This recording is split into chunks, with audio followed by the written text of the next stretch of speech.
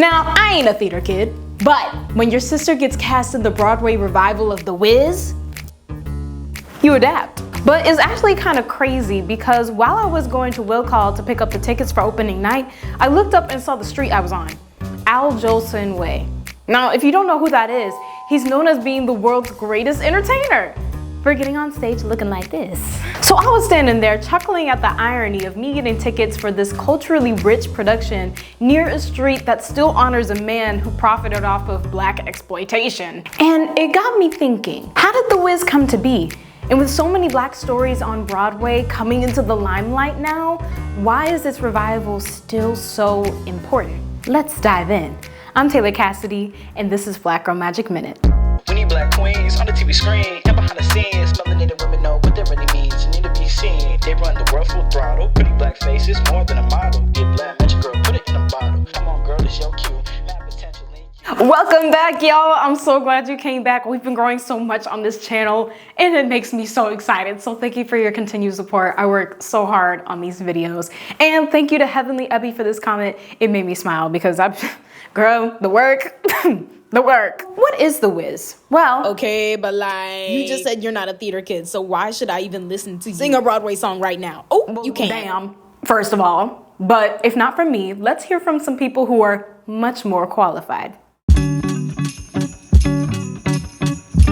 My name's Christina Jones. I am Judith Franklin. My name is Melody Betts. I'm in the ensemble in The Wiz. I also understudy Dorothy. I'm in the ensemble of The Wiz, and I also cover 𝔂𝓸𝓾'𝓮. I played the dual roles of Aunt Em and 𝓂𝓸𝓾 in The Wiz on Broadway. The Wiz is a musical reimagining of the wonderful Wizard of Oz. A young girl is swept away to a magical land to experience a journey where she learns about herself and meets friends along the way that help her to discover what she always needed was always within herself. It's just a Black ass show, really. Oh, can I curse? Yeah, you can. Oh, cool. It's a Black ass show. When I first watched The Wiz as a kid, I immediately felt like I was watching a home video. It reminded me of all of like the archival videos that Mom used to show when like we were babies. There was just something so surreal about that moment, and also it was just kind of like a wake-up call of like, oh, this is something I could do when I grow up. From seeing ourselves, from the story itself, there are so many levels of encouragement in this particular piece that give us hope and make us believe that things are possible. The Wiz, for me, like many other Black people, was my first introduction to seeing Black people in musicals. It filled me with so much awe and wonder as a kid, especially the subway scene.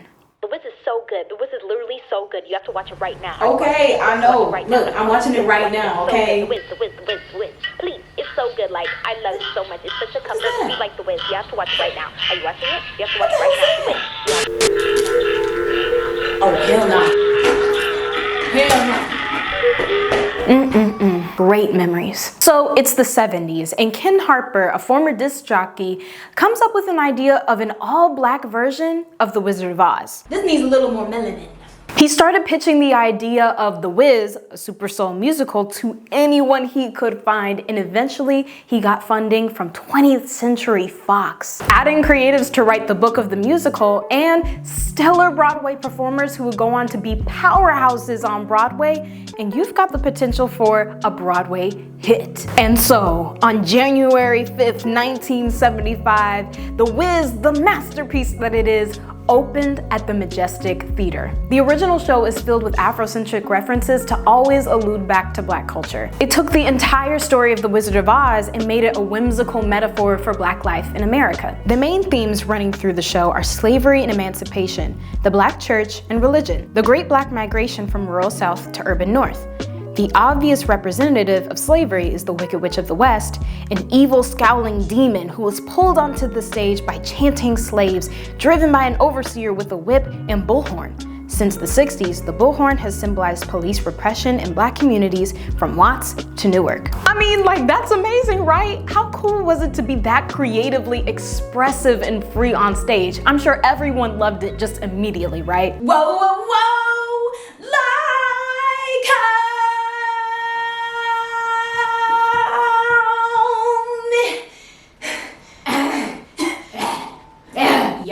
friend. You really hit those vocal gymnastics. They should call you Simone Biles. But I felt myself unmoved for too much of the evening. But respectfully unmoved, not insultingly unmoved. There's a high and mighty difference. Are you done? Also, like the stylistic unity of the show, which may prove exciting to many theater goers, are of course familiar to me from years of going to the ballet and the opera. So its originality is diluted. There are many things to enjoy about The Wiz, but with apologies, this critic noticed them without actually enjoying them.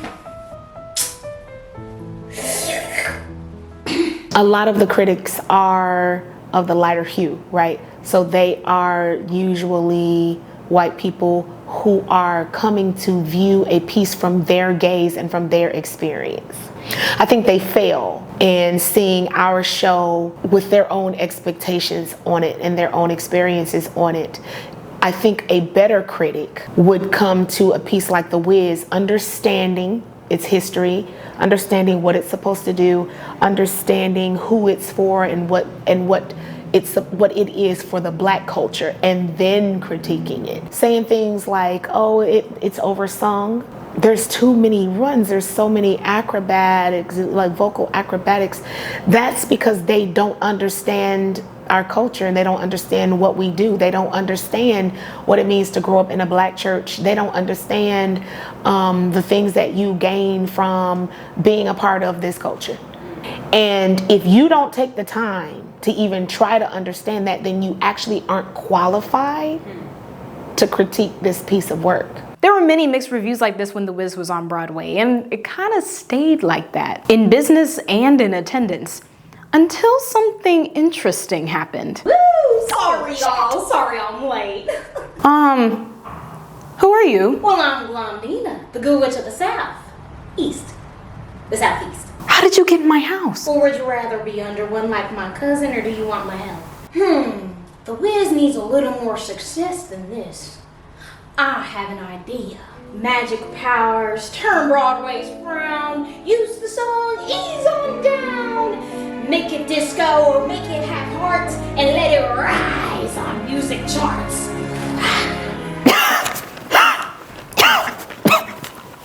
Thank you, 𝓂𝓛𝓾𝓮. The song Ease on Down from The Wiz was recorded by disco music group 𝓫𝓮𝓪𝓾𝓵. And it got so popular and high on music charts, it boosted attendance to the show. And that led to it getting 8 Tony nominations and 7 wins, including Geoffrey Holder, who became the first Black person to win Best Director of a Musical. I mean, this was a high budget, all-Black cast Broadway show gaining high notoriety just over a decade after the Civil Rights Bill was passed. And its influence was only getting started. They had a revival on Broadway in 1984, there was 2015's The Wiz Live, and not to mention Beyonce herself referencing the Emerald City's horns in her homecoming Beychella show.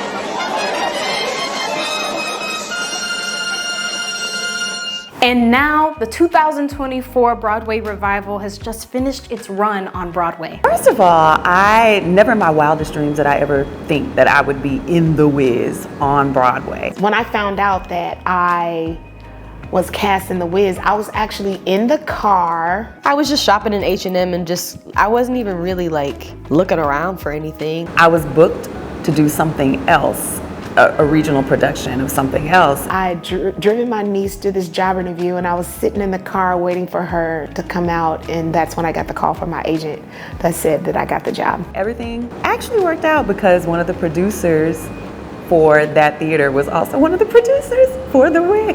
So it worked out. It was fate. It really worked out. And my agent called me on the phone, was like, yeah, so, he's like, yeah, so you got cast. And of course, the first person I called was my mother. Of course I called my mom.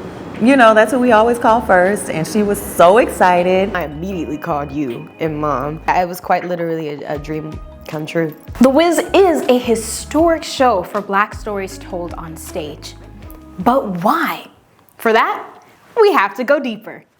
Oh gosh, I gotta stop doing that. No more transitions like that. My wrist. I'd like to emphasize how extensive theater history is, extending past Broadway, past America, past different cultures, different countries. But this video specifically focused on the history of Black Broadway. As you know, I am not a theater buff, but I tried to be thorough in my research. So if I missed anything, please feel free to kindly comment your expertise. Broadway, the street running the length of Manhattan in New York City, has been associated with American theatrical activity since 1735, when the first theater opened on the street.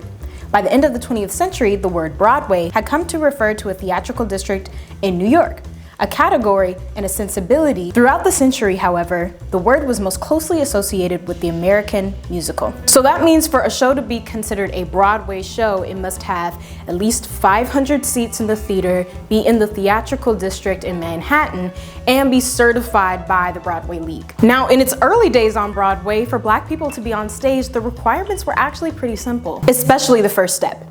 Be white. You can either do that or dupe an 1800s version of the Euphoria Foundation. Get your ass out there and dance. Oh, I really hate that. I know, right? Like they didn't even use primer beforehand. Minstrel shows were incredibly successful on Broadway for stereotyping and bringing mockery to other races. The first minstrel shows were performed in 1830s New York by white performers with blackened faces in tattered clothing who imitated and mimicked enslaved Africans on southern plantations. These performances characterized Blacks as lazy, ignorant, superstitious, hypersexual, and prone to thievery and cowardice. They especially became extremely popular after the Civil War because it was comforting to white people to see Black people as these ungraceful creatures and be reminded of their superiority, even though they had been freed from slavery. Ain't that like girl, I can't even say the words I want to say on this channel when I heard that. But that doesn't mean there weren't any Black performers in the early days. One of the most successful was Burt Williams, who became a superstar and one of the first highly successful Black comedians. He was the first Black man to perform in a Broadway production, including 𝓂𝓨𝓾𝓮, one of the earliest shows written and performed by an all-Black cast. But when it came to the mainstream, he and other Black performers were still expected to perform in blackface or stereotyped versions of themselves. Until the Harlem Renaissance! Yay! During the Harlem Renaissance, which was a time in the 1920s where Black art started to be more successful than ever in the mainstream, Broadway began to see more shows depicting Black life in a more realistic way. Black-owned theater companies outside of Broadway started to push back against Broadway standards of only catering to white audiences, like Frederick O'Neill's Ant, American Negro Theater, that funded, taught, and supported Black playwrights and performers. But although Black artists were starting to thrive, our stories were still molded to fit white audiences to be more digestible. An example of that is Langston Hughes' Broadway show, Mulatto. He wrote it as a tragedy, but against Hughes' preferences, the show was changed to be able to cater and fit white audiences' tastes. A little off topic, this is something that I see still happening to this day, where the most successful Black stories are either one, about Black people suffering, or two, teaching white people a lesson. From Broadway's history, we see a pattern in the entertainment industry that simply existing and having a joyful narrative with Black bodies isn't enough. If we are not constantly proving our humanity, it's not art. Regardless of this, the Harlem Renaissance proved essential for our stories to be told on Broadway in the coming decades. It paved the way for Broadway shows like Fats Waller's Eight Misbehavin', Lorraine Hansberry's Raisin in the Sun, and The Wiz, whose high mainstream success rode off the backs of the legacy of shows that came before it. That's why its legacy is so monumental. I did want to be a pediatrician before I decided to do musical theater, but I think ultimately what made me want to make it a career was when I saw the revival of Once on This Island on Broadway in high school, because that was the first time that I saw like an all-Black cast with my very own eyes, and it was just a different representation of Black people. It wasn't just like, we're hip hop and we're in the background and we're hyping you up in the back. Yeah, you get it, white girl. Like, it wasn't that. Like, it was literally just Black joy personified on stage.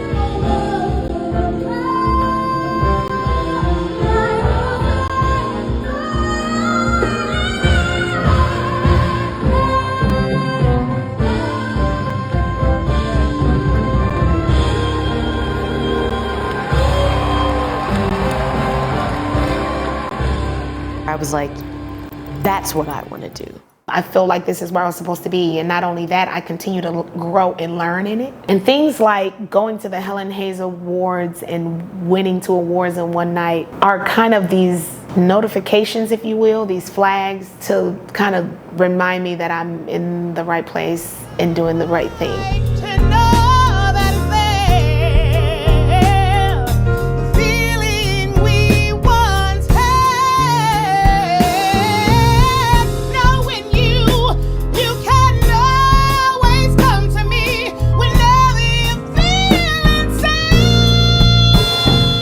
I'm doing the thing I'm supposed to be doing. I'm in the places I'm supposed to be in, and maybe to stay the path. It's like out of all the people in the world, I get to be a part of this legacy, and I don't take it for granted. So our lives are so busy and we're always going. But when you actually sit and have a moment to think about it, it's like I'm a part of history. The people that I used to look up to, I'm gonna be that for somebody else. I'm gonna be somebody else's inspiration. And that makes me feel incredible, especially for little black girls, you know?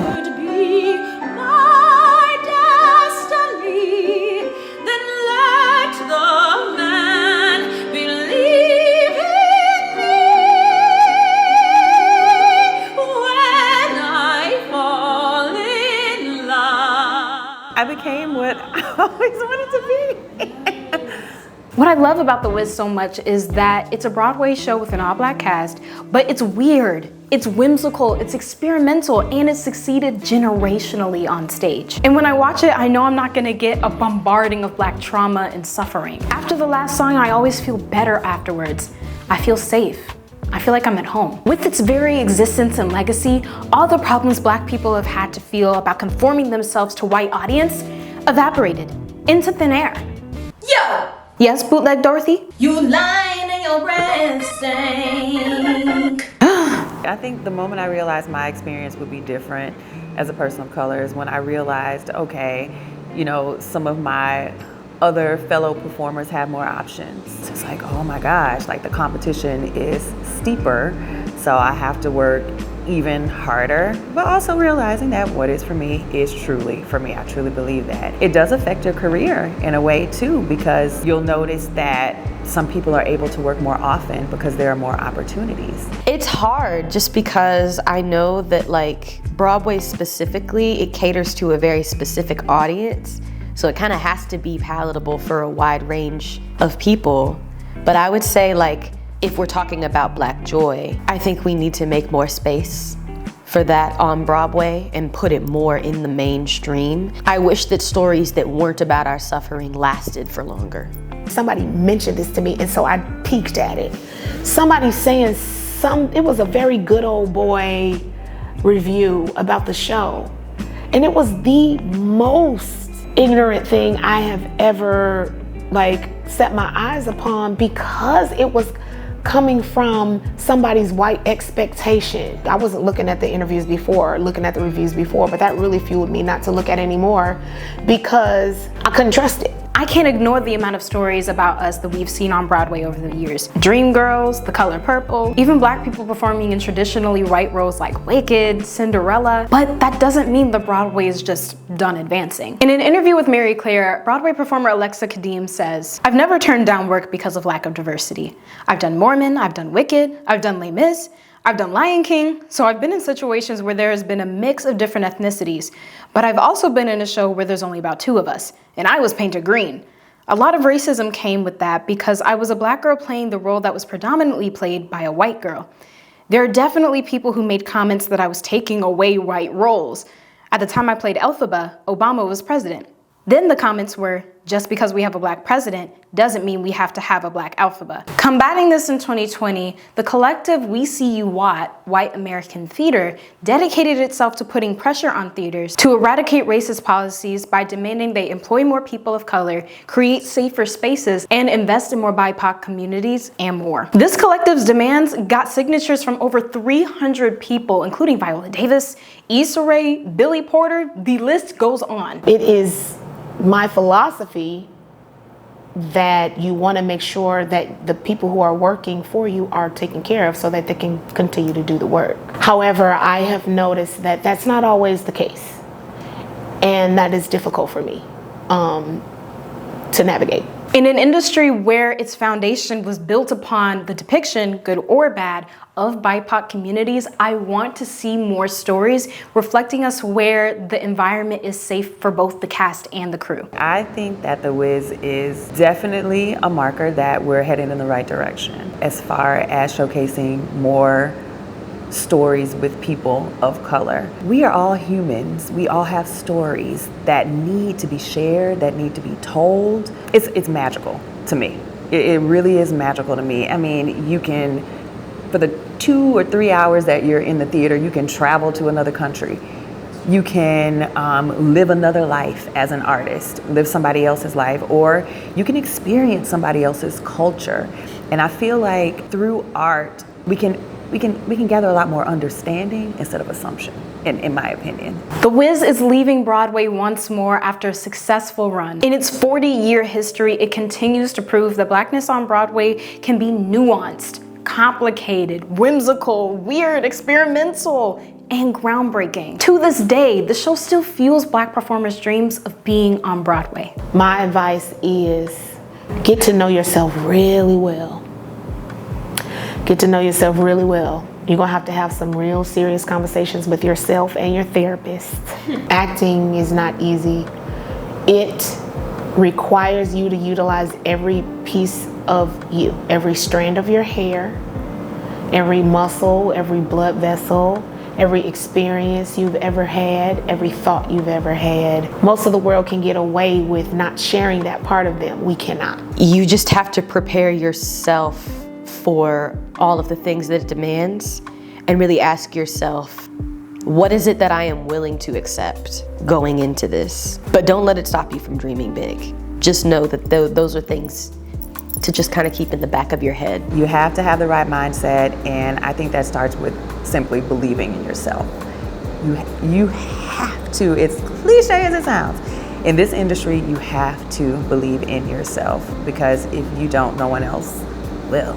The gifts that you've been given, in my opinion, are God-given gifts, so don't be afraid to share them, because you never know who you might inspire. And have fun, especially in the audition room. Have fun, because when you have fun, they have fun. Always make yourself a priority. You have to take care of yourself in order to pour into the world, and that's what this is. And that takes a lot of work, and it takes a lot of years, so get to it. On Instagram, I'm Melody Betts Page, at Melody Betts Page. Same on TikTok, at Melody Betts Page. The film that I just did, it's called Screams from the Tower. You can find that on Instagram at Screams from the Tower. You can check me and the cast, some cast members from The Wiz, right now on YouTube at The Tiny Desk. We just released The Tiny Desk today, NPR. On YouTube, so check us out there too. I have performances at 54 Below. I just did a burlesque show. My Instagram is Christina Jones Official. I be posting on there all the time. My website is also Christina Jones Official. Oh, I have a single out. It's been out since last August, really. I think it's like the 1-year anniversary. It's called Old News. You can follow me on Instagram or visit me on my website, 𝓂𝓾𝓮.com. My Instagram is Judith Franklin as well. And stay tuned. Thank you so much for watching Black Girl Magic Minute. Please subscribe to this YouTube channel. And last but not least, we have Tenacity with the Round of Winning, where we highlight any Black people that are just winning this week. Tenacity, take it away. Round 1. W-I-N-N-I-N-G. Call me a killer, cause I be winning. Shining so bright, these haters can't faze me. Proud of my blackness, so I can keep rising. It's a win that I hold my head high. It's a win that my dreams reach the sky. It's a win cause I think I'm so fly, and I will succeed, I've made up my mind. W-I-N-N-I-N-G. W-I-N-N-I-N-G. W-I-N-N-I-N-G. Round of winning. Round of kind of winning. You can follow me on Instagram and TikTok at 𝓂𝓾𝓾'𝓻𝓮. And you can follow the Black Girl Magic Minute Instagram. We have a bunch of fun stuff on there and we feature you guys. Watch Nick News on Nickelodeon. I'm a correspondent where we cover news for kids. If you want to dive more into this topic, go into my bio. I have all of my sources that I researched in there. Once again, thank you so much for watching. And remember that they call it Black Girl Magic Minute because it is undeniable how beautiful your spirit is. So keep your head up, keep your dreams up, and keep rising. Round one. Yes, that's my sister. The least you can do is wipe your feet at the door in short respect. Hello. Yes, your beauty shot. Exactly. Come on, catalog. Come on, Cole. Let